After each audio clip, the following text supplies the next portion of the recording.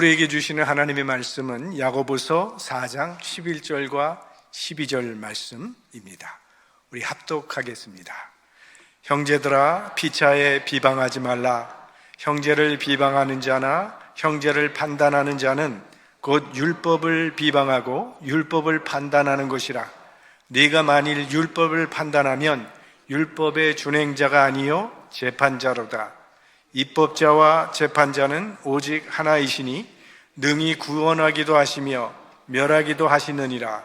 너는 누구간데 이웃을 판단하느냐. 아멘.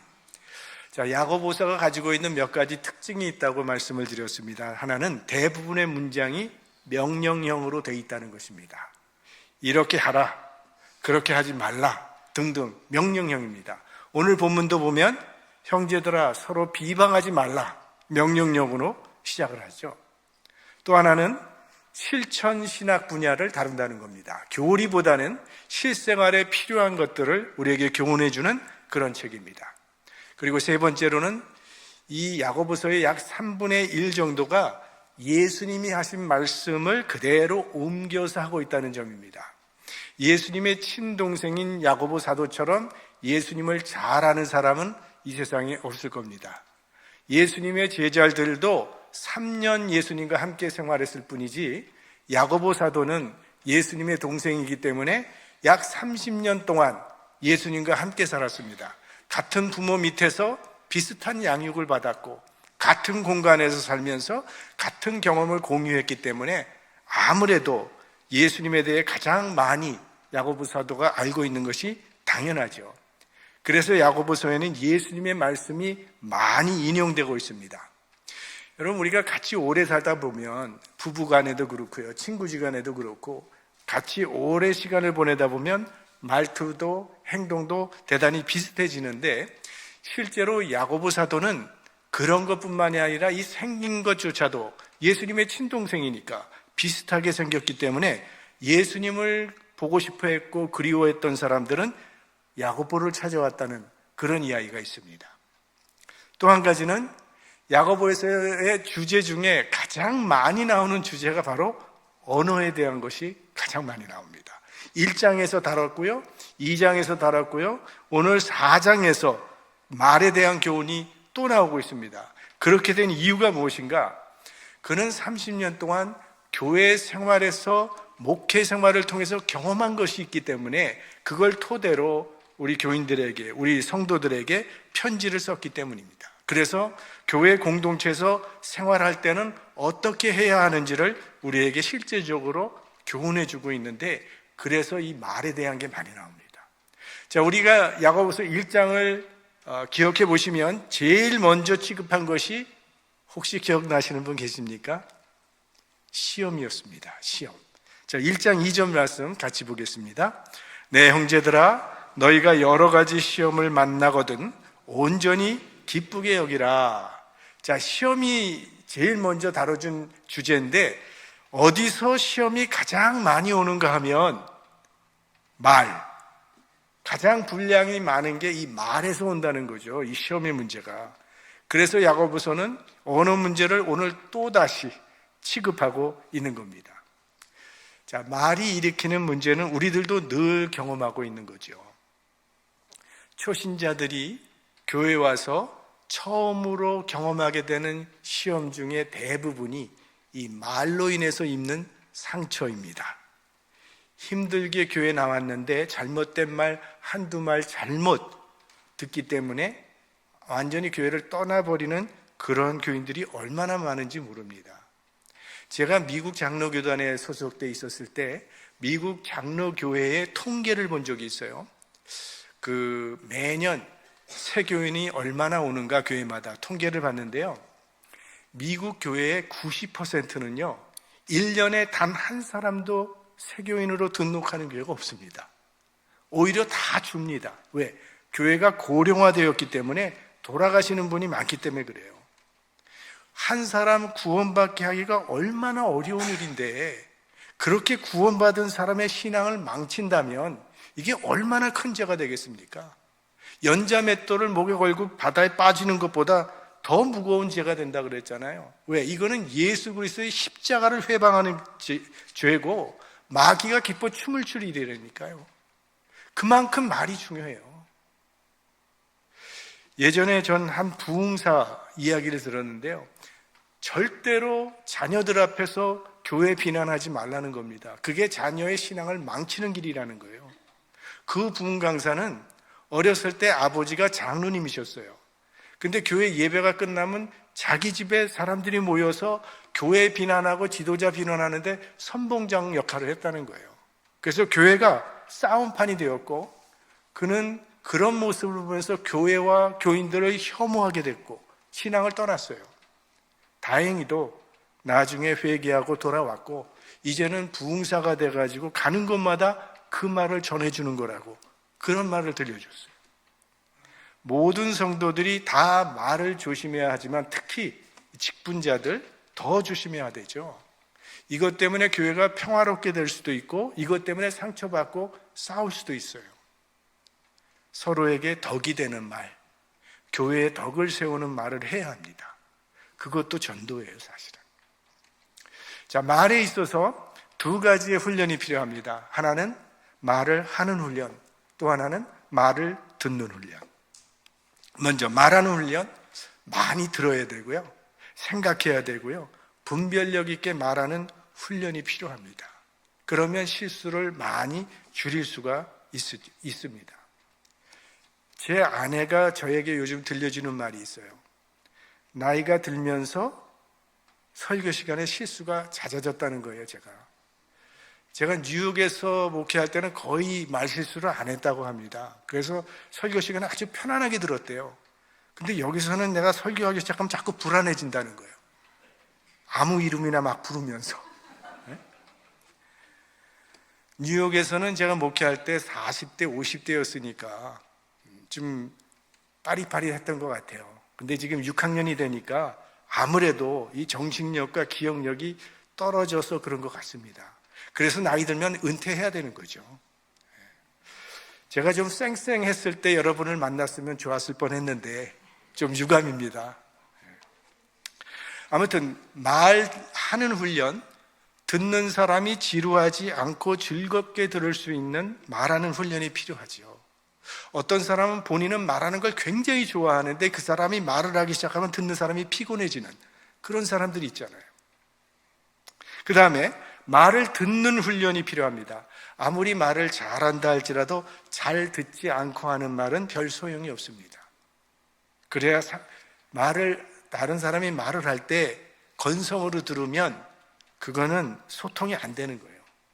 그러니까 경청하는 훈련을 우리는 잘 해야 됩니다. 그래야 그 사람의 대화를, 마음을 이해할 수 있고 그 사람의 감정을 공감할 수 있기 때문이죠. 말이 인격이라고 말을 하잖아요. 말은 의사 전달을 넘어서 그 사람의 인품을 보여주는 거라, 드러내는 거라고 말을 합니다. 말은 사람의 마음과 생각을 반영하는 것이기 때문에 생각이 결국은 행동을 만들고 행동이 습관을 만들고 습관이 인격을 만든다는 말이 있지 않습니까? 그러니까 우리의 말이 바뀌면 행동이 바뀔 수 있고 습관이 바뀔 수 있고 그렇게 되면 인격이 바뀔 수 있다는 그런 말이 되겠죠. 그러니까 우리가 매일 사용하고 있는 이 말이 얼마나 중요한 것인지를 새삼 생각하게 됩니다. 그러니까 야고보 사도가 1장과 2장과 4장에서 계속 말에 대해서 얘기하지 않습니까? 부드럽고 친절하고 진실되고 겸손한 말을 해야 한다는 거예요. 여러분, 그 한국의 가수 김도향 씨 기억나죠? 김도향 씨가 책을 한 권 썼어요. 근데 책을 제목을 말하기는 좀 그래요. 제목이 좀 웃겨. 그래서 제가 사실 그 책을 읽어본 건데, 학문을 조입시다. 이게 그 책 제목이에요. 근데 거기에 무슨 얘기가 나오냐면, 식물 2개를 가지고 실험을 해봤다는 거예요. 하나의 그 꽃에는 매일 물을 주면서 사랑한다, 사랑한다, 예쁘다, 예쁘다, 그렇게 잘 커라, 잘 커라, 이렇게 사랑의 이야기를, 언어를 많이 했대요. 또 하나의 식물에는 물을 주면서 계속 욕했대요. 저주하면서. 그리고 보니까 이 사랑의 말을 했던 그 식물은 잘 자라더라는 거예요. 그런데 이 저주받은 식물은 잘 자라지 못했더라. 이렇게 얘기합니다. 그래서 말이 씨가 된다는 말이 있는 거 아닐까요? 분명 말에는 파워가 있습니다. 하나님께서 말씀으로 세상을 창조하셨잖아요. 하나님이 가라사대 빛이 있으라 하심에 빛이 있었고, 그러니까 말에는 힘이 있어요, 분명히. 그러니까 자꾸 긍정적인 말을 하게 되면 긍정적인 사람이 되는 것이고, 부정적인 말을 자꾸 하다 보면 부정적인 사람이 된다는 거예요. 과학자들이 새로운 사실을 발견했는데요. 우리가 느끼는 피로감, 이 피로감이 근육 조직에서 시작되는 것이 아니라 두뇌에서 시작된다는 겁니다. 어떻게 그걸 알아냈냐 하면, 마라톤 선수가 결승선을 끊고 확 쓰러지잖아요. 그 쓰러진 마라톤 선수의 근육을 정밀 조사를 해봤더니 그 근육 속에는 여전히 더 뛸 수 있는 충분한 에너지가 남아있더라는 거예요. 그러니까 결국은 이제는 끝났다라고 두뇌가 쉬어라고 하기 때문에 그때 피곤함을 느끼게 된다라는 연구 결과예요. 결국 운동을 잘하려도 두뇌를 훈련해야 된다는 겁니다. 어떻게 생각하느냐에 따라서 우리 근육 조직이 다르게 움직인다는 그런 얘기죠. 그러니까 사람이 생각하고 말하는 방향대로 되어가게 되어 있다는 그런 말씀이에요. 아마 이 중에 많은 분들도 초등학교나 한국에서 그 학교 다닐 때 국민교육헌장 많이 암송하셨을 거예요. 저도 매일 초등학생 때 우리는 민족 중에 역사적 사명을 띠고 이 땅에 태어났다. 도대체 국민학생 아이가 무슨 민족 중이 뭔지 알게 뭐고 역사적 사명이 뭔지 알게 뭐예요. 그러나 뭔가 중요한 것 같다는 생각은 했어요. 그러니까 굉장히 마음에 엄숙한 그런 자세와 그런 마음이 생겨지더라고요. 아침마다 출근하기 전에 거울 앞에 서서 너는 오늘도 하나님의 역사를 시작하기 위해 하루를 시작하는 하나님의 일꾼이다. 이러한 마음 자세와 이러한 생각을 가지고 하루를 시작한다면 하나님도 그렇게 되도록 우리를 도와주실 거예요. 이렇게 말이라고 하는 것은 자신에게도 또 누군가에게도 큰 힘을 줄 수 있다는 겁니다. 자, 그럼 오늘 말씀으로 한번 돌아가 보겠습니다. 우리 11절 말씀 시작. 형제들아 피차에 비방하지 말라. 형제를 비방하는 자나 형제를 판단하는 자는 곧 율법을 비방하고 율법을 판단하는 것이라. 네가 만일 율법을 판단하면 율법의 준행자가 아니요 재판자로다. 자, 교회 공동체를 가장 어렵게 하는 것이 잘못된 말인데, 그 무엇이 잘못된 말인가? 오늘 이 11절에는 두 가지가 나와요. 하나는 비방하는 말이고요. 그 다음에는 판단하는 말. 이것이 잘못된 말이다. 이렇게 얘기합니다. 자, 비방하는 말이라고 하는 것은 세 번역을 보니까 헐뜯는 말이라고 되어 있어요. 그러니까 피차 비방하지 말라, 서로 헐뜯지 말라는 그런 뜻이거든요. 서로를 비방하는 공동체 안에서 어떻게 아름다운 인간관계가 이루어질 수 있겠습니까? 그래서 비방하지 말라는 거예요. 이 비방이라고 하는 헬라어는 카타랄레오라고 하는 단어입니다. 근데 이 카타라고 하는 단어가 영어로 against예요. 그러니까 적대한다, 대적한다, 반대한다라는 그런 뜻을 가지고 있는 단어고요. 랄레오라는 건 말입니다. 그러니까 대적하는 말, 이웃을 적으로 대립하고 대적하는 말을 하지 말라는 그런 뜻이에요. 이것은 선의의 비판과는 아주 다른 거죠. 상대방을 넘어뜨리기 위해서 하는 고의적인 비방을 말하는 거예요. 악의로 말하는 거죠. 적대감으로 말하고 상대방을 거꾸로 뜨리기 위해서 하는 말, 이게 비방이라는 건데요. 탈무드에는 이런 말이 있습니다. 남을 비방하고 중상모략하는 자는 무기로 사람을 해치는 것보다 더 죄가 무겁다. 무기는 가까이 다가서지 않으면 상대를 해칠 수 없지만 중상모략은 멀리서도 사람을 해칠 수 있기 때문이다. 살인은 한 사람만 죽이지만 험담은 세 사람을 죽인다. 험담을 퍼뜨리는 사람, 그것을 듣고 있는 사람, 그리고 화제가 되어 있는 그 사람. 그러니까 말은 총알보다 더 무서운 살인 무기가 되는 거죠. 총알은 한 사람을 죽일 수 있지만 험담은 세 사람을 죽인다는 그런 말이에요. 어떤 목사님은요, 자기 사무실에 아주 큰 안락 의자를 하나 갖다 놨답니다. 그리고 그 안락 의자를 아주 깨끗한 흰색 커버로 잘 예쁘게 씌워놨어요. 근데 목사님이 거기에는 절대 앉지 않습니다. 왜냐하면 그거는 예수님의 자리이기 때문에. 지난주에 제가 설교했던 코람 대오죠. 하나님 앞에서 예수님이 우리 대화 가운데 있다는 것을 늘 기억하자는 그런 말씀입니다. 책임 있는 말을 주고받아야 한다는 거죠. 그 다음에 이제 판단하지 말라 그랬어요. 다시 한번 우리 11절 말씀 보겠습니다. 형제들아, 피차에 비방하지 말라. 형제를 비방하는 자나 형제를 판단하는 자는 곧 율법을 비방하고 율법을 판단하는 것이라. 네가 만일 율법을 판단하면 율법의 준행자가 아니요 재판자로다. 자, 이 판단이라고 하는 단어를 다시 새 번역으로 보니까 새 번역에는 뭐라고 번역했냐면 심판, judge 이렇게 돼 있어요. 그러니까 마치 재판장이 딱 재판석에 앉아서 저 죄인들을 내려다보면서 최후의 심판을 내리는 거예요. 최후의 형벌을 내리는, 가하는 그러한 행동을 우리는 심판이라고 말을 하는 거죠. 하지만 재판석에 앉아 최종적으로 사람을 심판할 수 있는 분은 하나님 한 분뿐이라는 거예요.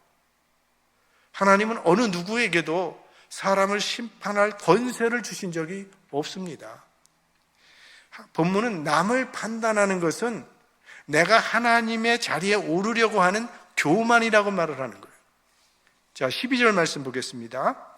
입법자와 재판자는 오직 하나이시니 능히 구원하기도 하시며 멸하기도 하시느니라. 너는 누구간데 이웃을 판단하느냐?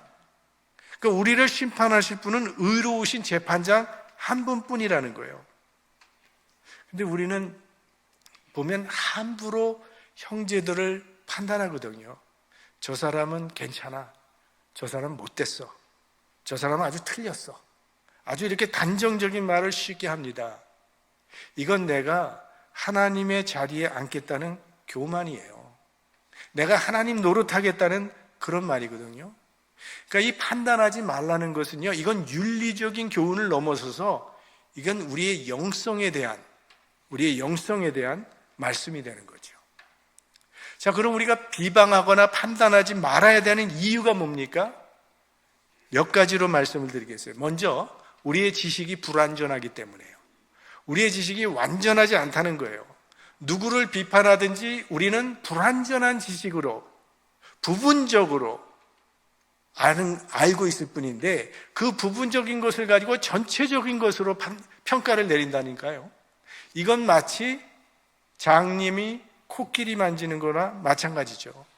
부분을 보고 전체를 평가하려고 하니까. 부분적으로 평가받는다고 하는 게 얼마나 섭섭한 일이고 얼마나 안타까운 일인지 몰라요.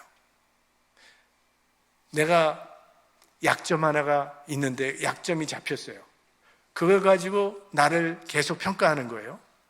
나에게도 좋은 점이 틀림없이 있을 텐데 결국 그 약점 하나 가지고 계속 나를 그렇게 평가한다면 얼마나 마음이 아프겠습니까? 섭섭하겠습니까? 그건 전혀 옳지 않은 거죠. 우리는 아는 것보다 모르는 것이 훨씬 더 많아요. 그러니까 정확한 평가를 할 수 없다는 거예요.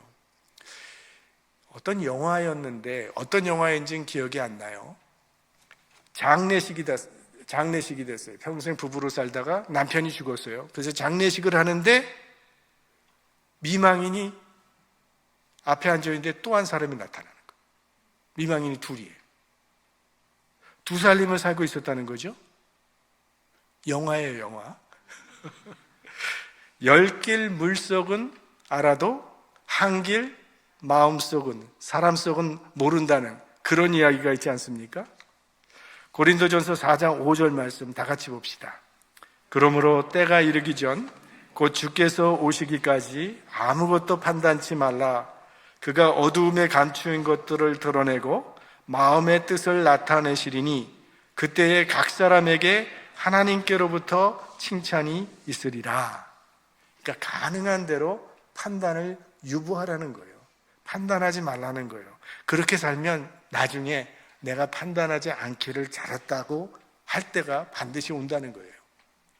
두 번째, 첫째는 우리가 완전하지 않다는 거, 완전한 지식이 없다는 거, 부분적으로밖에 모른다는 거. 두 번째는요, 우리에게는 들보가 있어요. 어떤 들보인가 하면 편견이라고 하는 들보가 있다는 거예요. 무슨 얘기인가 하면 우리의 기준이 공의롭지 않다는 겁니다. 우리는 사람을 평가할 때 원칙을 잣대로 평가하지 아니하고 사람을 잣대로, 사람마다 다른 잣대로 평가하는 이런 편견이 우리가 갖고 있다는 거예요. 그러니까 내가 좋아하는 사람에게는 무슨 일을 해도 좋은 동기를 부여해 준다고요. 내가 싫어하는 사람에게는 아무리 좋은 일을 한다 할지라도 제일 나쁜 동기를 부여한다 이거죠. 저 사람이 인물이 좋아요. 내가 그 사람을 좋아하는 사람은 좋아한다면 뭐라고 하겠어요? 인물도 좋아로 나오죠. 내가 싫어하는 사람이라면 기생 오라비처럼 생겼어. 이렇게 나올 수 있잖아요. 우리의 판단의 잣대가 한결같지 않습니다. 그래서 말씀드렸지만 예전에 고대 헬라 법정에서는 중대한 재판을 내릴 때는요, 편견을 없애기 위해서 그 피고의 얼굴을 가렸습니다. 그래서 누군지 모르고 평가하도록. 그러면 공의로운 평가가 나올 수 있겠죠. 우리에게는 편견이라고 하는 들보가 있기 때문에 올바른 판단을 할 수가 없어요. 세 번째, 남을 비방할 수 있는 자격이 우리에게는 없습니다. 바리새인과 서기관이 간음하는 현장에서 잡힌 여인을 끌고 예수님께 와서 모세는 이런 여인을 돌로 치라고 했는데 선생은 뭐라고 하겠습니까? 그때 예수님께서 무슨 말씀을 하셨죠?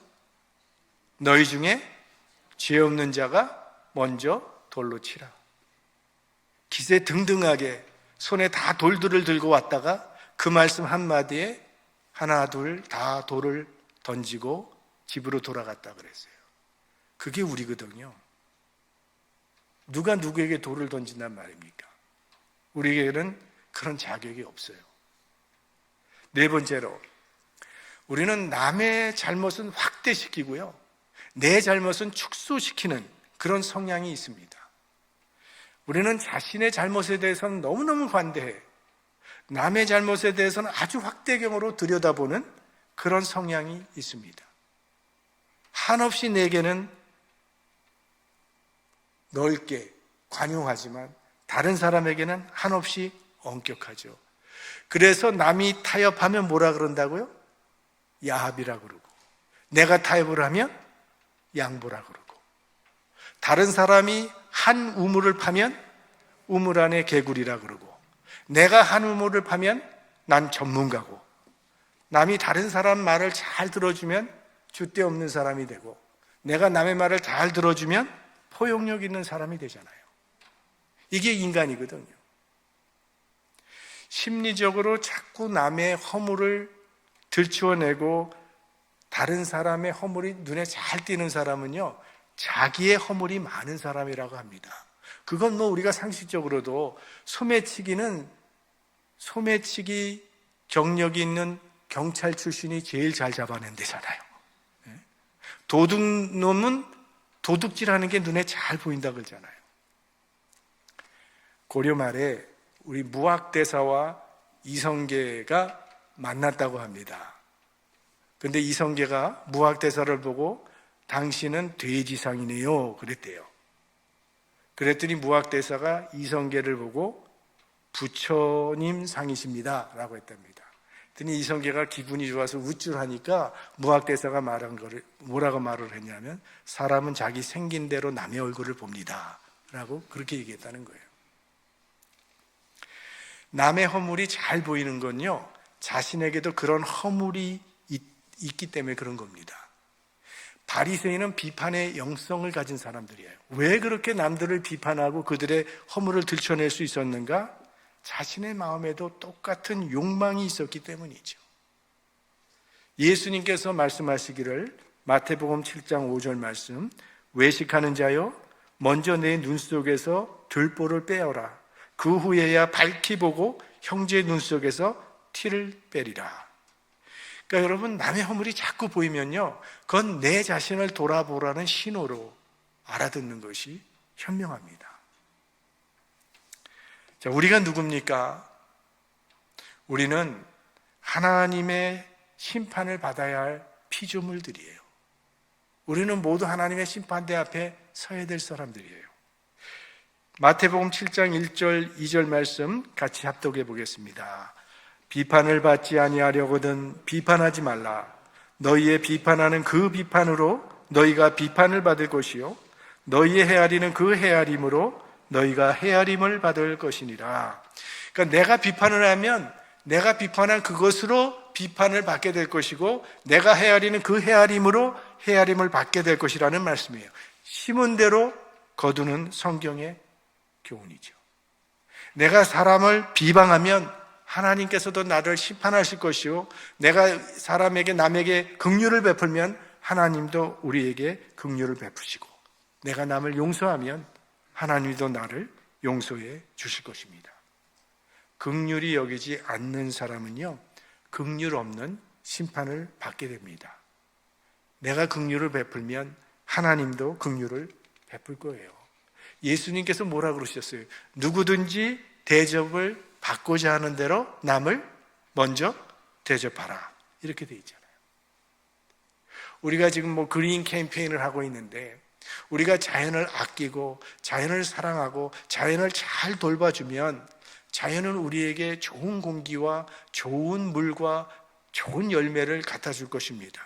그러나 자연을 학대하고 공해를 계속 우리가 일으켜 가면 자연도 결국 오염된 물과 공기를 우리에게 되돌려 주는 거죠. 인간관계도 마찬가지입니다. 이웃을 비난하면요, 결국 그 비난이 자신에게 돌아오는 거예요. 이웃을 칭찬하고 축복하면 그 칭찬과 축복이 내게도 메아리쳐 돌아온다는 거예요. 인생은 메아리라 그러잖아요. 자, 오늘 비판 또 판단에 대해서 말씀을 드렸습니다. 비판이라고 하는 것, 이건 공동체를 파괴하고 우리 인간관계를 파괴하는 죄입니다. 그러니까 비판은 주님의 몸된 교회, 이 믿음의 공동체를 파괴하며 분열시키는 사탄의 도구라고 생각해야 돼요.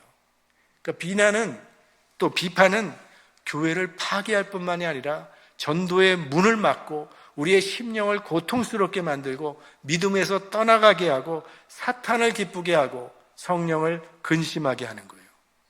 그러므로 비판을 멈춰야 합니다.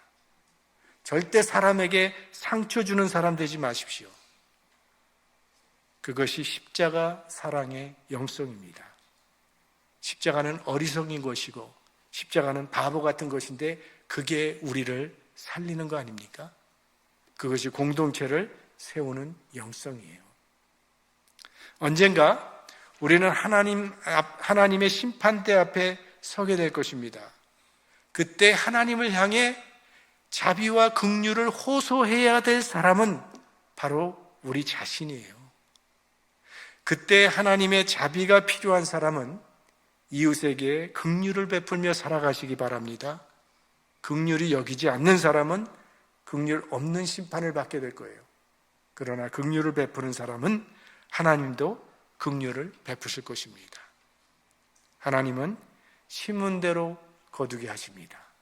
축복의 말, 소망의 말, 살리는 말을 풍성히 심으시기를 주님의 이름으로 축원합니다.